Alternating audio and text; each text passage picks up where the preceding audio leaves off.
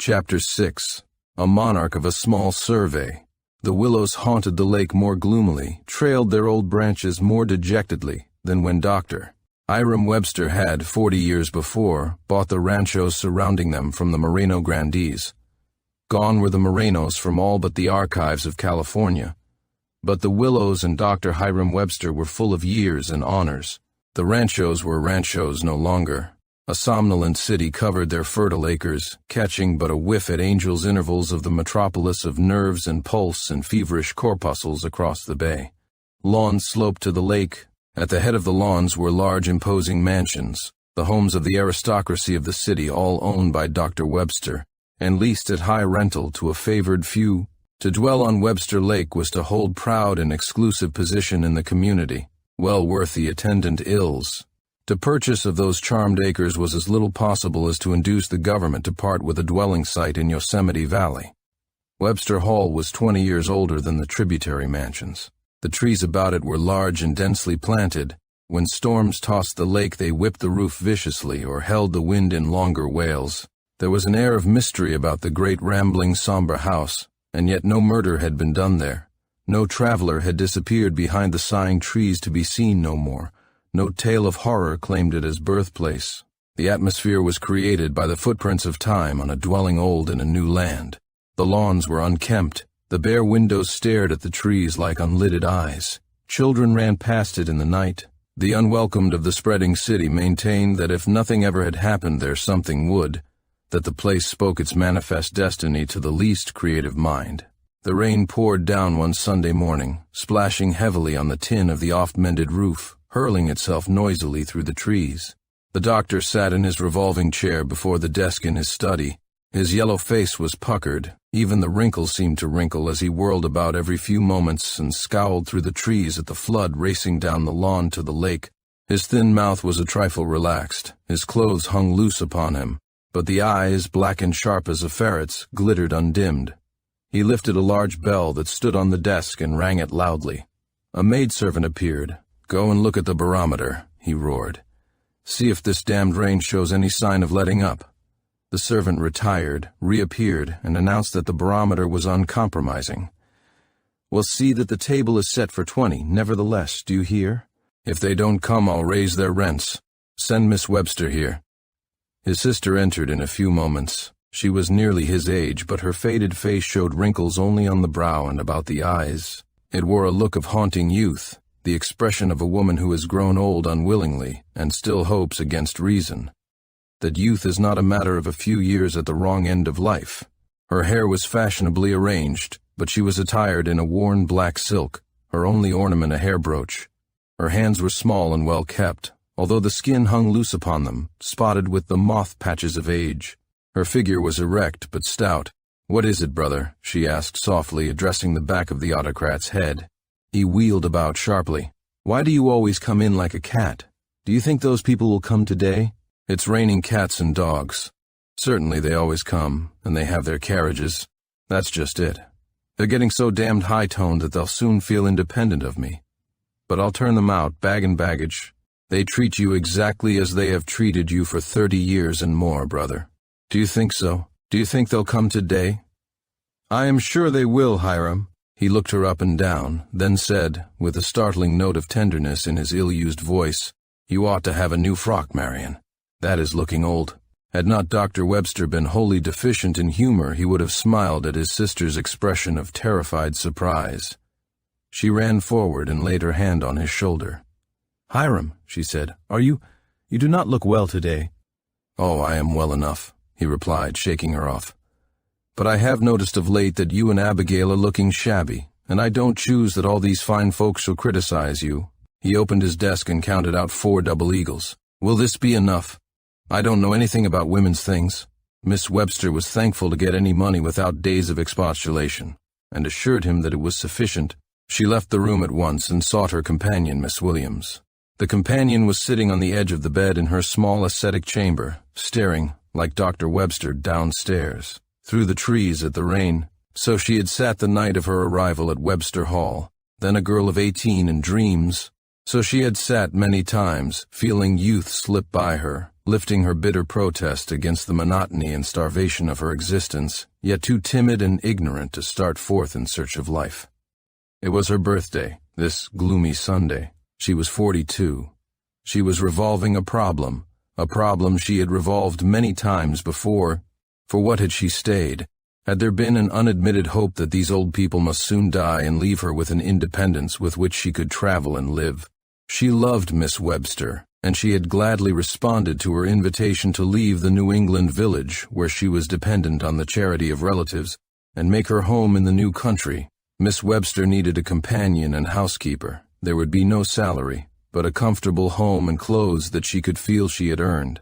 She had come full of youth and spirit and hope. Youth and hope and spirit had dribbled away, but she had stayed, and stayed. Today she wished she had married any clod in her native village that had been good enough to address her. Never for one moment had she known the joys of freedom, of love, of individuality. Miss Webster entered abruptly. "Abby," she exclaimed, "Hiram is ill." And she related the tale of his unbending. Miss Williams listened indifferently. She was very tired of Hiram. She accepted with a perfunctory expression of gratitude the gold piece allotted to her. "You are 42, you are old, you are nobody," was knelling through her brain. "What is the matter?" asked Miss Webster sympathetically. "Have you been crying? Don't you feel well? You'd better dress, dear, they'll be here soon." She sat down suddenly on the bed and flung her arms about her companion, the tears starting to her kindly eyes. "We are old women," she said. "Life has not meant much to us. You are younger in years, but you have lived in this dismal old house so long that you have given it and us your youth. You have hardly as much of it now as we have. Poor girl."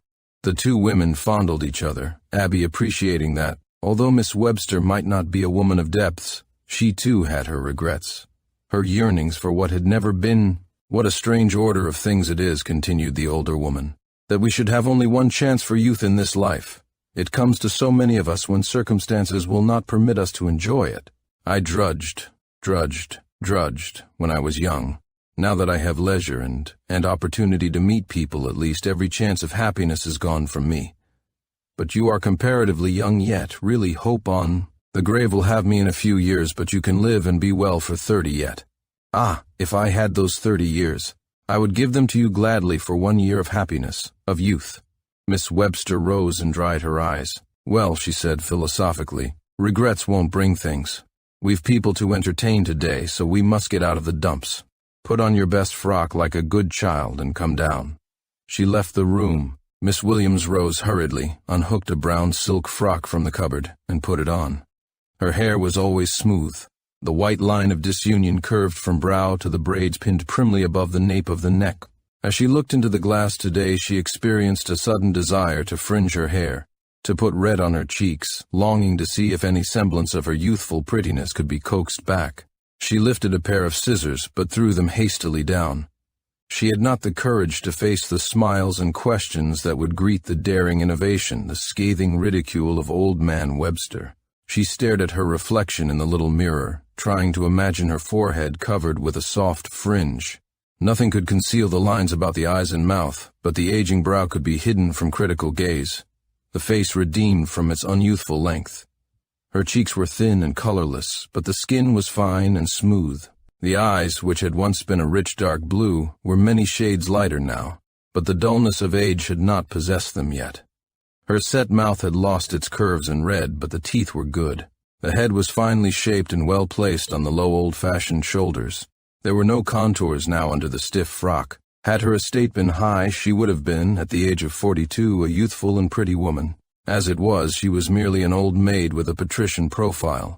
She went downstairs to occupy her chair in the parlor, her seat at the table, to be overlooked by the fine people who took no interest whatever in the Webster's companion. She hated them all.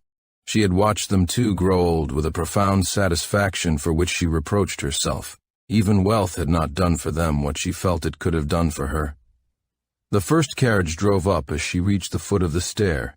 The front door had been opened by the maid as it approached, and the rain beat in. There was no porte-cochere. The guests were obliged to run up the steps to avoid a drenching. The fashionable Mrs. Holt draggled her skirts, and under her breath anathematized her host. "It will be the happiest day of my life when this sort of thing is over," she muttered. Thank heaven he can't live much longer." "Hush," whispered her prudent husband. Miss Webster had appeared. The two women kissed each other affectionately. Everybody liked Miss Webster. Mrs. Holt, an imposing person with the rigid backbone of the newly rich, held her hostess's hand in both her own as she assured her that the storm had not visited California, which could keep her from one of dear Dr. Webster's delightful dinners. As she went upstairs to lay aside her wrappings, she relieved her feelings by a facial pucker directed at a painting on a matting panel of the doctor in the robes of Japan. The other guests arrived, and after making the pilgrimage upstairs, seated themselves in the front parlor to slide up and down the horsehair furniture and await the entrance of the doctor. The room was funereal. The storm-ridden trees lashed the bare, dripping windows. The carpet was threadbare. White crocheted tidies lent their emphasis to the hideous black furniture. A table, with marble top like a graveyard slab, stood in the middle of the room. On it was a bunch of wax flowers in a glass case. On the white plastered walls hung family photographs in narrow gilt frames. In a conspicuous place was the doctor's diploma. In another, Miss Webster's first sampler. The first piano ever brought to California stood in a corner looking like the ghost of an ancient spinet. Miss Williams half expected to find it someday standing on 3 legs, resting the other. Miss Webster sat on a high-backed chair by the table, nervously striving to entertain her fashionable guests. The women huddled together to keep warm, regardless of their expensive raiment. The men stood in a corner, reviling the midday dinner in prospect. Miss Williams drifted into a chair and gazed dully on the accustomed scene. She had looked on it weekly, with barely an intermission, for a quarter of a century, with a sensation of relief, so sharp that it seemed to underscore the hateful monotony of it all. She observed that there was a young person in the company. As a rule, neither threats nor bribes could bring the young to Webster Hall. Then she felt glad that the young person was a man. She was in no mood to look on the blooming, hopeful face of a girl. He was a fine young fellow, with the supple, lean figure of the college athlete and a frank, attractive face. He stood with his hands plunged into his pockets, gazing on the scene with an expression of ludicrous dismay.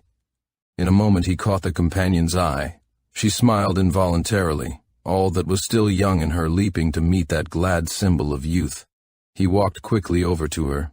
"I say," he exclaimed apologetically, "I haven't been introduced, but do let ceremony go, and talk to me.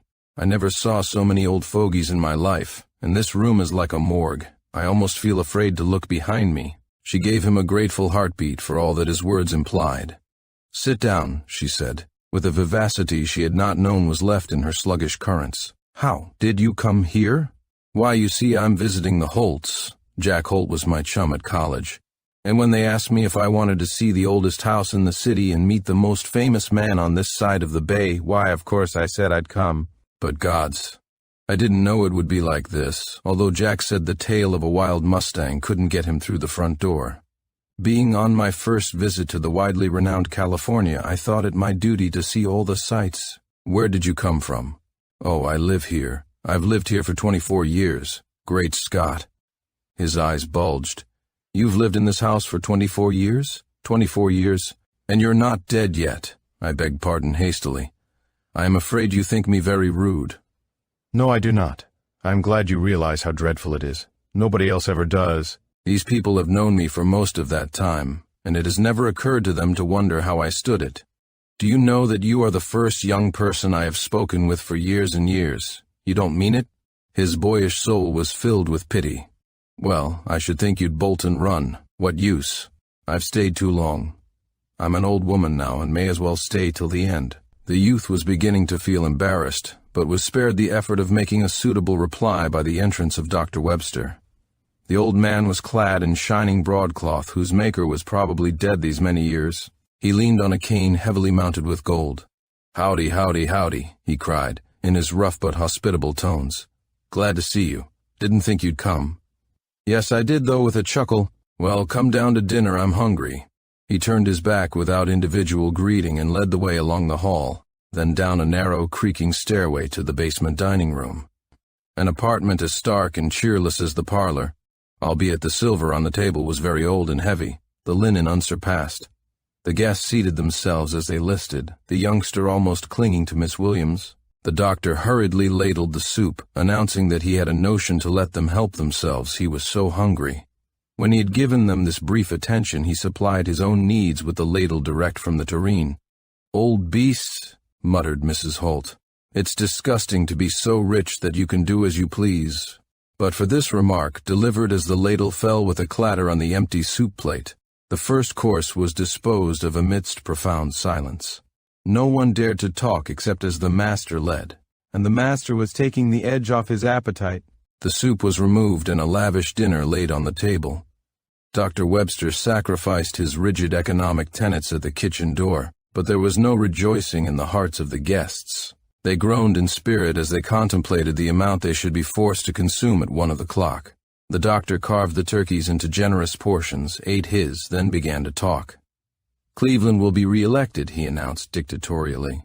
"Do you hear? Harrison has no show at all. What say?" His shaggy brows rushed together. He had detected a faint murmur of dissent. "Did you say he wouldn't, John Holt?" No, disclaimed Mr. Holt, who was a scarlet Republican. "Cleveland will be re-elected beyond a doubt." "Well, if I hear of any of you voting for Harrison, I suppose you think I can't find out what ticket you vote. But I'll find out, sirs. Mark my words, Holt, if you vote the Republican ticket—" He stopped ominously and brought his teeth together with a vicious click. Holt raised his wine glass nervously. The doctor held his note to a considerable amount. "The Republican Party is dead, dead as a doornail," broke in an unctuous voice. A stout man with a shrewd time-serving face leaned forward. "Don't let it give you a thought, Doctor. What do you think of the prospects for wheat?" "Never better, never better. They say the northern crops will fail, but it's a lie. They can't fail. You needn't worry, Meeker. Don't pull that long face, sir, I don't like it." "The reports are not very encouraging," began a man of bile and nerves and melancholy mien. "And this early rain—" "Don't contradict me, sir," cried Webster. "I say they can't fail. They haven't failed for 8 years. Why should they fail now?" "No reason at all, sir. No reason at all," replied the victim hurriedly. "It does me good to hear your prognostications. I hear there is a slight rise in con." "Virginia," interposed Mrs. Holt, who had cultivated tact. "Nonsense," almost shouted the tyrant. The heavy silver fork of the Morenos fell to his plate with a crash. "The mine's as rotten as an old lung. There isn't a handful of decent ore left in her. No more clodhoppers'll get rich out of that mine. You haven't been investing, have you?" His ferret eyes darted from one face to another. "If you have, don't you ever darken my doors again. I don't approve of stock gambling, and you know it." The guests, one and all, assured him that not one of their hard-earned dollars had gone to the stock market. "Great Scott," murmured the youth to Miss Williams, "is this the way he always goes on? Have these people no self-respect? They're used to him. This sort of thing has gone on ever since I came here. You see, he has made this lake the most aristocratic part of the city so that it gives one great social importance to live here. And as he won't sell the houses, they have to let him trample on their necks, and he loves to do that better than he loves his money. But that is not the only reason.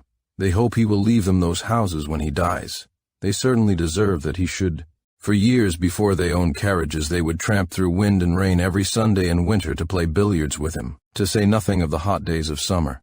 They have eaten this midday dinner that they hate time out of mind. They have listened to his interminable yarns, oft repeated, about early California. In all these years they have never contradicted him, not once. They thought he'd die long ago, and now they're under his heel, and they couldn't get up and assert themselves if they tried. All they can do is to abuse him behind his back. It all seems disgusting to me. His independent spirit was very attractive to the companion. I'd like to bluff him at his own game, the old slave driver," he continued. "Oh, don't, she quavered. She was, in truth, anxiously awaiting the moment when Dr. Webster should see fit to give his attention to the stranger. He laughed outright. "Why, what makes you so afraid of him? He doesn't beat you, does he? It isn't that—" "It's the personality of the man, added to force of habit." "Well, Mr. Strobridge," cried Dr. Webster, suddenly addressing the youth, "what are you doing for this world? I hear you are just out of Harvard University. University men never amount to a row of pins." Strobridge flushed and bit his lip, but controlled himself. "Never amount to a row of pins," roared the doctor, irritated by the haughty lifting of the young man's head. "Don't even get any more book learning now, I understand. Nothing but football and boat racing. Think that would make a fortune in a new country? Got any money of your own?" "My father, since you ask me, is a rich man, as well as a gentleman," said Strobridge, with the expression of half-frightened anger, of the righteously indignant, who knows that he has not the advantages of cool wit and scathing repartee, and, in consequence, may lose his head. He inherited his money, and was not forced to go to a new country and become a savage, he blurted out. Mr. Holt extended himself beneath the table, and trod with terrified significance on Strobridge's foot. Miss Williams fluttered with terror and admiration. The other guests gazed at the youth in dismay. For the first time in the history of Webster Hall, the grizzly had been bearded in his lair. "Sir, sir," spluttered Webster. Then he broke into a roar. "Who asked this cub here, anyway? Who said you could write and ask permission to bring your friends to my house? How dare you? How dare you? How dare you, sir, speak to me like that? Do you know, sir—" "Oh, I know all about you," exclaimed Strobridge, whose young blood was now uncontrollable. "You are an ill-bred, purse-proud old tyrant who wouldn't be allowed to sit at a table in California if it wasn't for your vulgar money." He pushed back his chair and stood up. "I wish you good day, sir. I pity you. You haven't a friend on earth. I also apologize for my rudeness. My only excuse is that I couldn't help it," and he went hurriedly from the room. To Miss Williams, the feeble light went with him. The appalled guests attacked their food with feverish energy. Dr. Webster stared stupidly at the door. Then his food gave out the sound of ore in a crusher. He did not speak for some time. When he did, he ignored the subject of young Strobridge. His manner was appreciably milder, somewhat dazed, although he by no means gave evidence of being humbled to the dust. The long dinner dragged to its close. The women went up to the parlor to sip tea with Miss Webster and slide up and down the furniture. The men followed the doctor to the billiard room. They were stupid and sleepy, but for 3 hours they were forced alternately to play and listen to the old man's anecdotes of the days when he fought and felled the grizzly. He seemed particularly anxious to impress his hearers with his ancient invincibility. That night, in the big 4-posted mahogany bed in which he had been born, surrounded by the massive ugly furniture of his old New England home, Dr. Webster quietly passed away. Chapter 7. Not only the lakeside people, but all of the city with claims to social importance attended the funeral. Never had there been such an imposing array of long faces and dark attire. Miss Webster being prostrated, the companion did the honors. The dwellers on the lake occupied the post of honor at the head of the room, just beyond the expensive casket. Their faces were studies. After Miss Williams had exchanged a word with each, Strobridge stepped forward and bent to her ear. "Oh, I say," he whispered, eagerly, "I have to tell some member of this family how sorry I am for losing my temper and my manners the other day. It was awfully fresh of me. Poor old boy. Do say that you forgive me." A smile crept between her red lids. "He had a good heart," she said. "He would have forgiven you." And then the long and impressive ceremony began. All the great company followed the dead autocrat to the cemetery, regardless of the damaging skies. Miss Williams, as chief mourner, rode in a hack, alone, directly behind the hearse. During the dreary ride, she labored conscientiously to stifle an unseemly hope. In the other carriages, conversation flowed freely, and no attempt was made to discourage expectations. 2 evenings later, as the crowd of weary businessmen boarded the train that met the boat from the great city across the bay, it was greeted as usual by the cry of the local newsboys. This afternoon the youngsters had a rare bait, and they offered it at the top of their shrill, worn voices. Will of Dr. Hiram Webster. Full account of Dr. Hiram Webster's last will and testament. A moment later the long rows of seats looked as if buried beneath an electrified avalanche of newspapers. At the end of 5 minutes the papers were fluttering on the floor amid the peanut shells and orange skins of the earlier travelers. There was an impressive silence, then an animated, terse, and shockingly expressive conversation. Only a dozen or more sat with drawn faces and white lips. They were the dwellers by the lake. Hiram Webster had left every cent of his large fortune to his sister. For 2 weeks Webster Lake did not call on the heiress. It was too sore. At the end of that period, philosophy and decency came to the rescue. Moreover, cupidity. Miss Webster, too, must make a will, and before long. They called. Miss Webster received them amiably. Her eyes were red, but the visitors observed that her mourning was very rich. They had never seen richer. They also remarked that she held her gray old head with a loftiness that she must have acquired in the past 2 weeks. No one of them had ever seen it before. She did not exactly patronize them, but that she appreciated her 4 millions there could be no doubt. Strobridge glanced about in search of Miss Williams. She was not in the room. He sauntered out to the garden and saw her coming from the dairy. She wore a black alpaca frock and a dark apron. Her face was weary and sad. Could anyone look more hopeless, he thought. The selfish old curmudgeon not to leave her independent. How her face can light up. She looks almost young, for she had seen him and hastened down the path. As he asked after her health and said that he had been looking for her, she smiled and flushed a little. They sat down on the steps and chatted until approaching voices warned them that both pleasure and duty were over. She found herself admitting that she had been bitterly disappointed to learn that she was still a dependent, still chained to the gloomy mansion by the lake. Yes, she should like to travel, to go to places she had read of in the doctor's library, to live. She flushed with shame later when she reflected on her confidences, she who was so proudly reticent, and to a stranger, but she had never met anyone so sympathetic. Many were the comments of the visitors as they drove away. "Upon my word," exclaimed Mrs. Holt, "I do believe Marion Webster will become stuck-up in her old age." 4 millions are a good excuse, said Mrs. Meeker with a sigh. That dress did not cost a cent under $300, remarked a third, with energy. And it was tried on 4 times, if it was once. She is evidently open to consolation, but Miss Webster had by no means ceased to furnish material for comment. A month later, Mrs. Meeker burst in on Mrs. Holt. "What do you think?" she cried. "Old Miss Webster is refurnishing the house from top to bottom. I ran in just now and found everything topsy-turvy. Thompson's men are there frescoing. All the carpets have been taken up and are not in sight.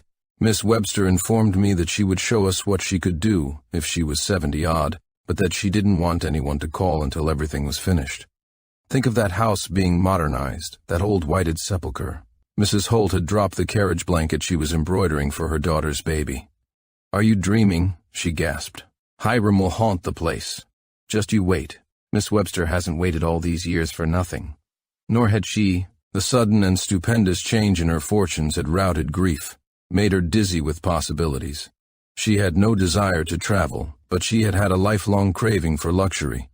She might not have many more years to live, she reiterated to Miss Williams, but during those years her wealth should buy her all that her soul had ever yearned for. In due course, the old exclusive families of the infant city received large squares of pasteboard heavily bordered with black, intimating that Miss Webster would be at home to her friends on Thursdays at 4 of the clock. On the first Thursday thereafter, the parlor of Webster Hall was as crowded as on the day of the funeral. But who would ever know the old barrack, as the visitors whispered? Costly lace hid the window panes, heavy pale blue satin the ancient frames. The walls were frescoed with pink angels rising from the tinting clouds of dawn. The carpet was of light blue velvet. The deep luxurious chairs and divans and the portieres were of blue satin. The woodwork was enameled with silver. Out in the wide hall, Persian rugs lay on the inlaid floors. Tapestry cloth hid the walls. Carved furniture stood in the niches and the alcoves. Through the open doors of the library, the guests saw walls upholstered with leather, low bookcases, busts of marble and bronze. An old laboratory off the doctor's study had been transformed into a dining room, as expensive and conventional as the other rooms. There a dainty luncheon was spread.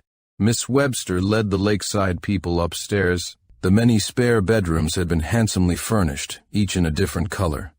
When the guests were finally permitted to enter Miss Webster's own virgin bower, their chins dropped helplessly. Only this saved them from laughing outright. The room was furnished as for a pampered beauty. The walls were covered with pink silk shimmering under delicate lace. The white enamel bed and dressing table were bountifully draped with the same materials. Light filtered through rustling pink. The white carpet was sprinkled with pink roses. The trappings of the dressing table were of crystal and gold. In one corner stood a Psyche mirror. 2 tall lamps were hooded with pink. All saw the humor, none the pathos. The doctor's room had been left untouched. Sentiment and the value of the old mahogany had saved it. Miss Williams's room was also the same little cell. She assisted to receive the guests in a new black silk gown. Miss Webster was clad from head to foot in English crepe, with deep collar and girdle of dull jet. That was a memorable day in the history of the city. Thereafter, Miss Webster gave an elaborate dinner party every Sunday evening at 7 o'clock. No patient groans greeted her invitations. Never did a lone woman receive such unflagging attentions. At each dinner she wore a different gown. It was at the third that she dazzled her guests with an immense pair of diamond earrings. At the fourth they whispered that she had been having her nails manicured. At the fifth it was painfully evident that she was laced. At the sixth they stared and held their breath. Miss Webster was unmistakably painted. But it was at the 10th dinner that they were speechless and stupid. Miss Webster wore a blonde wig. "They can just talk all they like," said the lady to her companion that last night, as she sat before her mirror regarding her aged charms. "I have 4 millions, and I shall do as I please. It's the first time I ever could, and I intend to enjoy every privilege that wealth and independence can give." "Whose business is it anyway?" she demanded querulously. "No one's, but it is a trifle ridiculous, and you must expect people to talk. They'd better talk." There was a sudden suggestion of her brother's personality, never before apparent. "But why is it ridiculous, I should like to know? Hasn't a woman the right to be young if she can?" "I loved Hiram. I was a faithful and devoted sister, but he took my youth, and now that he has given it back, as it were, I'll make the most of it. You can't be young again. Perhaps not in years, but I'll have all that belongs to youth. Not all. No man will love you." Miss Webster brought her false teeth together with a snap. "Why not, I should like to know? What difference do a few years make? 70 is not much in any other calculation. Fancy if you had only $70 between you and starvation. Think of how many thousands of years old the world is. I have now all that makes a woman attractive: wealth, beautiful surroundings, scientific care. The steam is taking out my wrinkles, I can see it." She turned suddenly from the glass and flashed a look of resentment on her companion. "But I wish I had your 30 years' advantage." I do. Then they'd see." The two women regarded each other in silence for a long moment. Love had gone from the eyes and the hearts of both. Hate, unacknowledged as yet, was growing. Miss Webster bitterly envied the wide gulf between old age and her quarter-century companion and friend. Abigail bitterly envied the older woman's power to invoke the resemblance and appurtenances of youth, to indulge her lifelong yearnings. When the companion went to her pillow that night, she wept passionately. "I will go," she said. "I'll be a servant, but I'll stay here no longer." The next morning she stood on the veranda and watched Miss Webster drive away to market. The carriage and horses were unsurpassed in California. The coachman and footman were in livery. The heiress was attired in lusterless black silk elaborately trimmed with jet. A large hat covered with plumes was kept in place above her painted face and red wig by a heavily dotted veil. That crier of departed charms, she held a black lace parasol in one carefully gloved hand. Her pretty foot was encased in patent leather. "The old fool," murmured Abby. "Why, oh why could it not have been mine? I could make myself young without being ridiculous." She let her duties go and sauntered down to the lake. Many painted boats were anchored close to ornamental boathouses. They seemed strangely out of place beneath the sad old willows. The lawns were green with the green of spring. Roses ran riot everywhere. The windows of the handsome old-fashioned houses were open, and Abby was afforded glimpses of fluttering white gowns, heard the tinkle of the mandolin, the cold precise strains of the piano, the sudden uplifting of a youthful soprano. After all, it only makes a little difference to them that they got nothing, thought the companion, with a sigh. A young man stepped from one of the long windows of the Holt mansion and came down the lawn. Miss Williams recognized Strobridge. She had not seen him for several weeks, but he had had his part in her bitter moments, and her heart beat at sight of him today. "I too am a fool," she thought. "Even with her money my case would be hopeless. I am nearly double his age." He jumped into a boat and rowed down the lake. As he passed the Webster grounds, he looked up and saw Abby standing there. "Hulloa!" he called, as if he were addressing a girl of 16. "How are you all these years? Jump in and take a row." He made his landing, sprang to the shore, and led her to the boat with the air of one who was not in the habit of being refused. Abby had no inclination to suppress him. She stepped lightly into the boat, and a moment later was gliding down the lake, looking with admiring eyes on the strong young figure in its sweater and white trousers. A yachting cap was pulled over his blue eyes. His face was bronzed. Abby wondered if many young men were as handsome as he. As a matter of fact, he was merely a fine specimen of young American manhood, whose charm lay in his frank manner and kindness of heart. "Like this?" he asked, smiling into her eyes. "Yes, indeed. Hiram used to row us sometimes, but the boat lurched so when he lost his temper that I was in constant fear of being tipped over. Hiram must have been a terror to cats." "A what?" "Beg pardon. Of course you don't know much slang." "Beastly habit." He rowed up and down the lake many times, floating idly in the long recesses where the willows met overhead. He talked constantly, told her yarns of his college life, described boat races and football matches in which he had taken part. At first his only impulse was to amuse the lonely old maid, but she proved such a delighted and sympathetic listener that he forgot to pity her. An hour passed, and with it her bitterness. She no longer felt that she must leave Webster Hall, but she remembered her duties and regretfully asked him to land her. "Well, if I must," he said. "But I'm sorry, and we'll do it again some day. I'm awfully obliged to you for coming." "Obliged to me, you," she said as he helped her to shore. "Oh, you don't know." And laughing lightly, she went rapidly up the path to the house. Miss Webster was standing on the veranda. Her brows were together in an ugly scowl. "Well," she exclaimed, "so you go gallivanting about with boys in your old age. Aren't you ashamed to make such an exhibition of yourself?" Abby felt as if a hot palm had struck her face. Then a new spirit, born of caressed vanity, asserted itself. "Wouldn't you have done the same if you had been asked?" she demanded. Miss Webster turned her back and went up to her room. She locked the door and burst into tears. "I can't help it," she sobbed helplessly. "It's dreadful of me to hate Abby after all these years, but those terrible 30, I'd give 3 of my millions to be where she is. I used to think she was old, too. But she isn't. She's young, a baby compared to me. I could more than be her mother. Oh, I must try as a Christian woman to tear this feeling from my heart." She wrote off a check and directed it to her pastor, then rang for the trained nurse her physician had imported from New York and ordered her to steam and massage her face and rub her old body with spirits of wine and unguents. Strobridge acquired the habit of dropping in on Miss Williams at all hours. Sometimes he called at the dairy and sat on a corner of the table while she superintended the butter-making.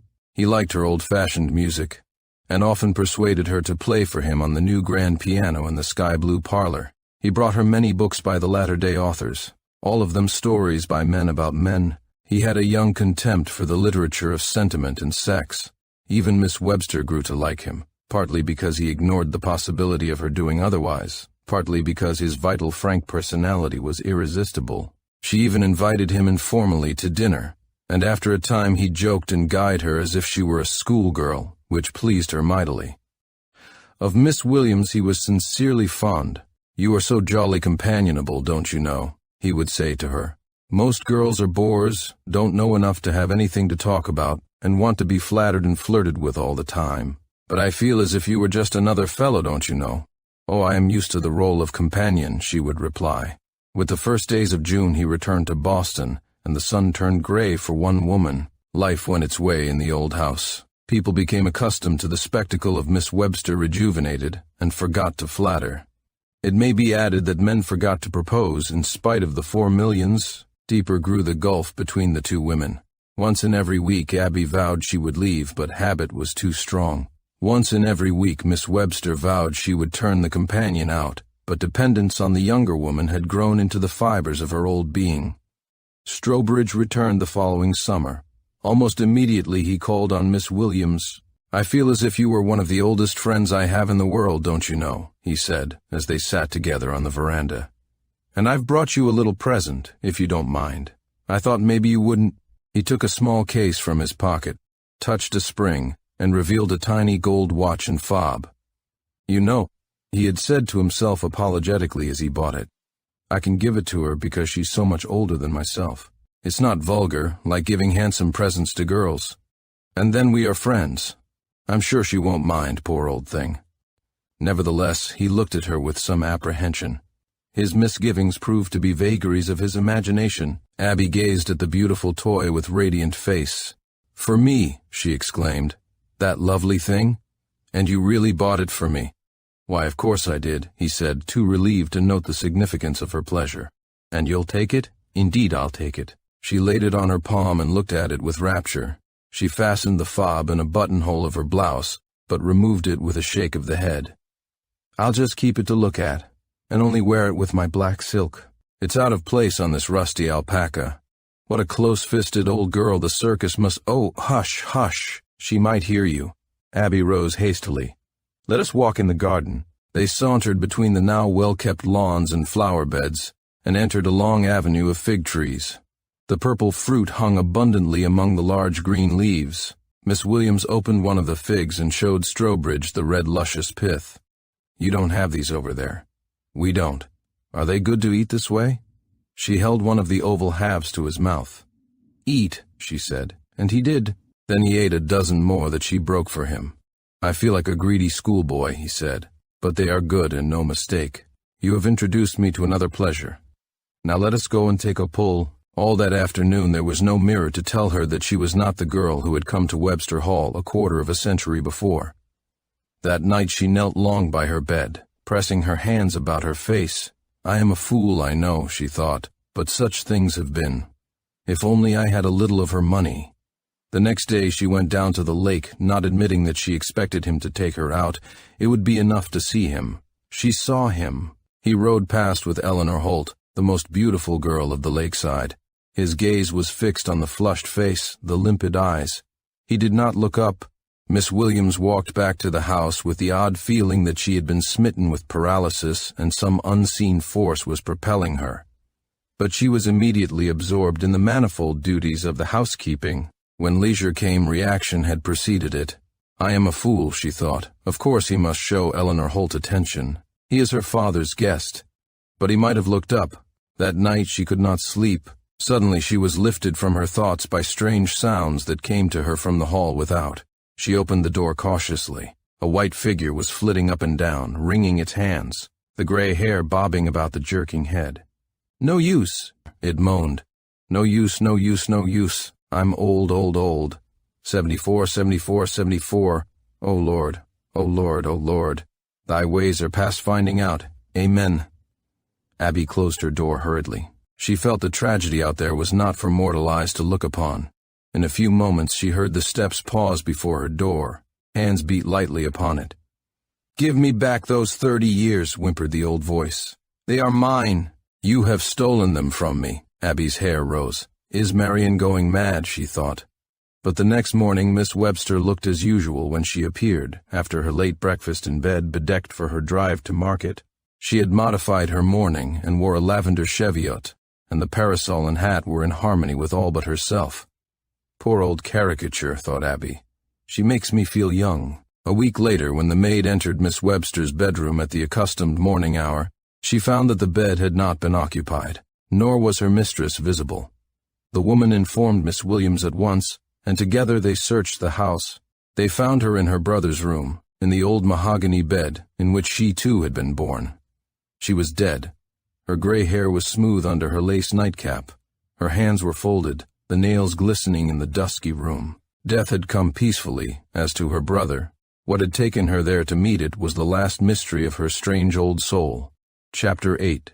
Again a funeral in the old house, again a crowd of mourners. This time there was less ostentation of grief, for no one was left worth impressing. The lakeside people gathered as before at the upper end of the parlor and gossiped freely. Miss Williams ought to have put the blonde wig on her, said Mrs. Holt. I am sure that is what Marian would have done for herself. Poor Marian. She was a good soul after all, and really gave liberally to charity. I wonder if she has left Miss Williams anything? Of course. She will come in for a good slice. Who is better entitled to a legacy? Pertinent question. They exchanged amused glances. Words were superfluous, but Mrs. Holt continued, I think we are pretty sure of our shanties this time. Marian was really fond of us, and had neither kith nor kin, but I, for one, am going to make sure of some memento of the famous Webster estate. And she deliberately opened a cabinet, lifted down a small antique teapot, and slipped it into her bag. The others laughed noiselessly. That is like your humor, said Mrs. Meeker. Then all bent their heads reverently. The ceremony had begun. 2 days later, Miss Williams wandered restlessly up and down the hall waiting for the evening newspaper. She made no attempt to deceive herself this time. She thought tenderly of the dead, but she was frankly eager to learn just what position in the world her old friend's legacy would give her. 2 or 3 times she had been on the point of going to a hotel, but deeply as she hated the place, the grip of the years was too strong. She felt that she could not go until the law compelled her. I cannot get the capital for 10 months, she thought, but I can get the income, or borrow, and I can live in the city, or perhaps, but I must not think of that. A boy appeared at the end of the walk. His arms were full of newspapers, and he rolled one with expert haste. Miss Williams could contain herself no further. She ran down the walk. The boy gave the paper a sudden twist and threw it to her. She caught it and ran upstairs to her room and locked the door. For a moment she turned faint, then she shook the paper violently apart. She had not far to search. The will of so important a personage as Miss Webster was necessarily on the first page. The story occupied a column, and the contents were set forth in the headlines.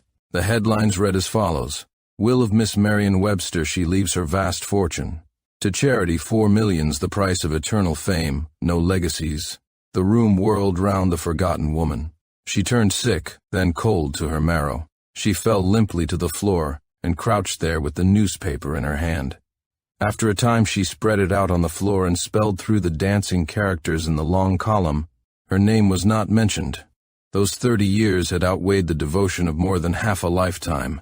It was the old woman's only revenge, and she had taken it. No tears came to Miss Williams's relief. She gasped occasionally. How could she? How could she? How could she? Her mind reiterated, what difference would it have made to her after she was dead? And I, oh God, what will become of me? For a time she did not think of Strobridge. When she did, it was to see him smiling into the eyes of Eleanor Holt. Her delusion fell from her in that hour of terrible realities. Had she read of his engagement in the newspaper before her, she would have felt no surprise. She knew now what had brought him back to California. Many trifles that she had not noted at the time linked themselves symmetrically together, and the chain bound the 2 young people. Fool! Fool! She exclaimed. But no, thank heaven, I had that one little dream. The only one in 43 years. The maid tapped at her door and announced dinner. She bade her go away. She remained on the floor, in the dark, for many hours. The stars were bright, but the wind lashed the lake, whipped the trees against the roof. When the night was half done, she staggered to her feet. Her limbs were cramped and numbed. She opened the door and listened. The lights were out, the house was still. She limped over to the room which had been Miss Webster's. That, too, was dark. She lighted the lamps and flooded the room with soft pink light.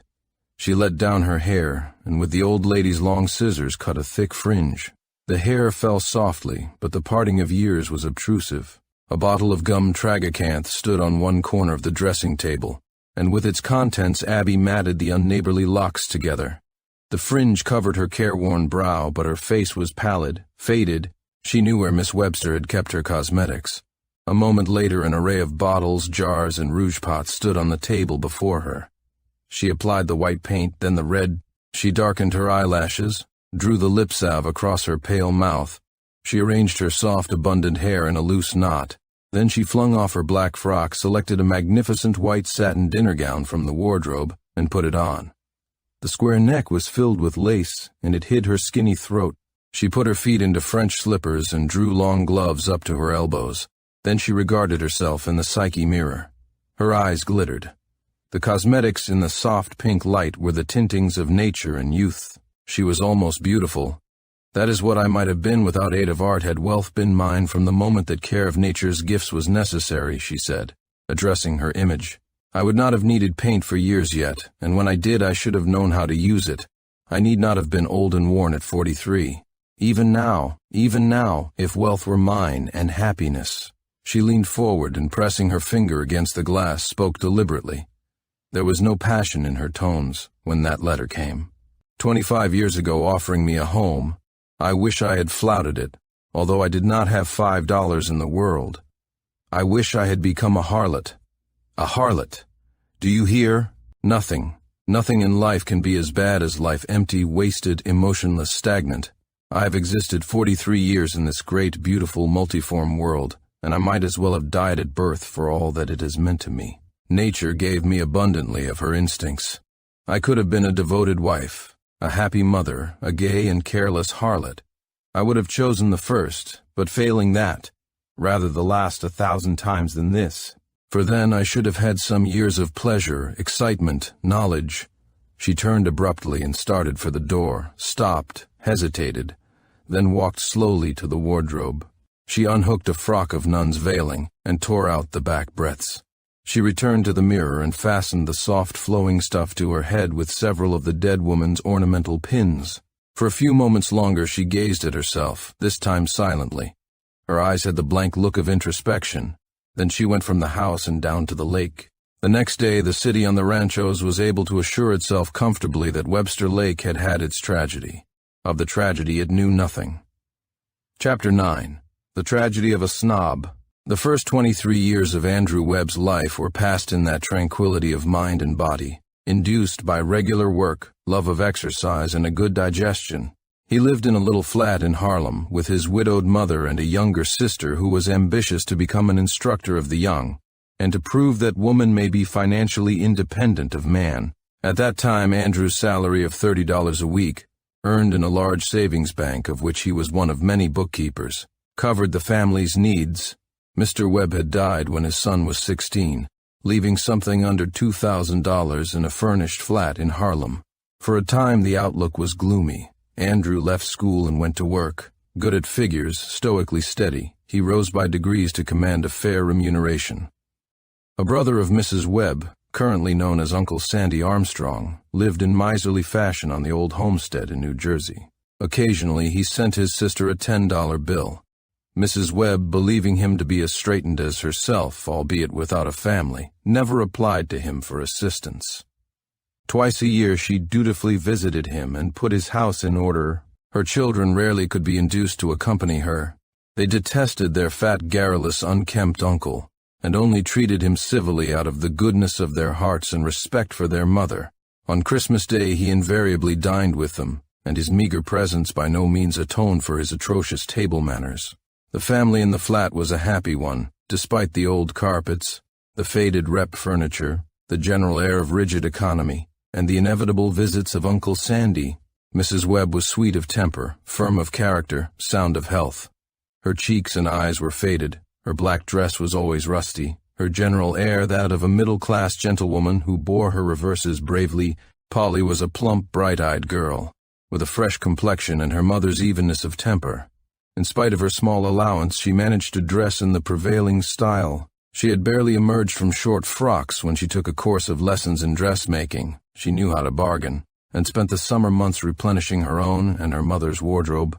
Mrs. Webb did the work of the flat, assisted by an Irish maiden who came in by the day. There was no place in the flat for her to sleep. Andrew was the idol of the family.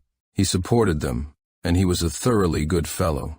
He had no bad habits, and they had never seen him angry. His neighbors were regularly made acquainted with the proud fact that he walked home from his office in Lower Broadway every afternoon in the year, except Sundays and during his vacation, as his mother would add. She was a conscientious woman. Moreover, they thought him very handsome. He was 5'10", lean and athletic in appearance. It is true that his head was narrow and his face cast in a heavy mold, but there was no superfluous flesh in his cheeks, and his thick skin was clean. Like his sister, he managed to dress well. He was obliged to buy his clothes ready-made, but he had the gift of selection. When the subtle change came, his mother and sister uneasily confided to each other the fear that he was in love. As the years passed, however, and he brought them no new demand upon their affections and resources, they ceased to worry, and finally to wonder. Andrew was not the old Andrew, but, if he did not choose to confide the reason, his reserve must be respected, and at least it had affected neither his generosity nor his good temper. He still spent his evenings at home, listened to his mother or Polly read aloud, and never missed the little supper of beer and crackers and cheese before retiring.